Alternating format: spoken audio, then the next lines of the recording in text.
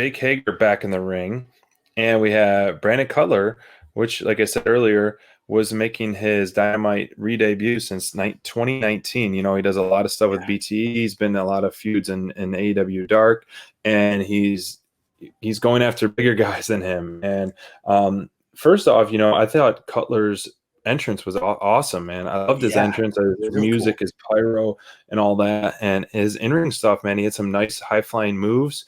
Granted, he's best friends with the Bucks, so I'm sure that a little of those awesome moves are rubbing off on him for sure. But he impressed me, and he held his ground for a little while. But ultimately, you know, Hager is so strong and dominant, and it was just a matter of time before the overpowering came in with the massive clothesline to really put a nail in the coffin for that.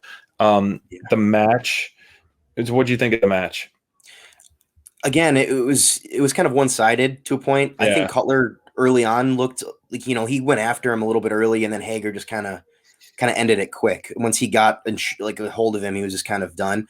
Right. It was, you know, an entertaining match. It made Hager look really strong, and I want to see more of Brandon Cutler, maybe against somebody that's not Jake Hager. That's huge like that. I'd like to see more. You know, it was a nice little hint of what he is.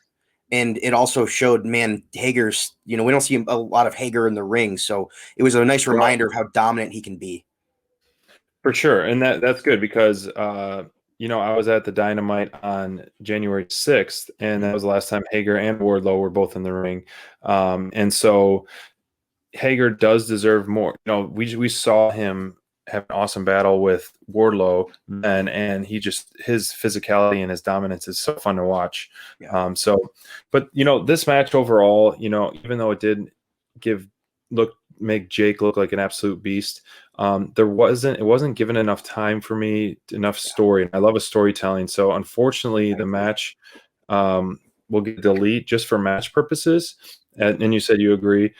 But I agree. It was a delete, but I think that it did show some stuff for Cutler and Hager, but I do wish it ran a little longer. I wish it was a little bit more. We got to see a little bit more offense from Cutler. Right. I wish we had a little bit of that, because especially after he had such a cool kind of reemergence last week, and then to just have him kind of get smoked really quick in a match against Hager, it was just kind of like, oh man, like wish we'd have seen a little bit more before that was over.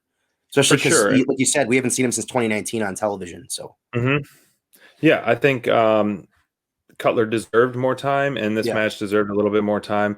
But I mean, it made sense because this is essentially leading up to the story that we're seeing. You know, we saw Jericho. I could kind of tell something was up earlier on when we saw the Young Bucks walking by their truck, which they did this on BTE outside, but they kept looking at their stuff, and you know, the old Papa Buck kept looking at it and like, okay. And then I was like, something's going to be up. Why are they looking at this truck a little bit too much? But it was done so well. You know, Jericho's an absolute superstar. He's an absolute professional. And MJF, those two guys are pure gold at anything they do.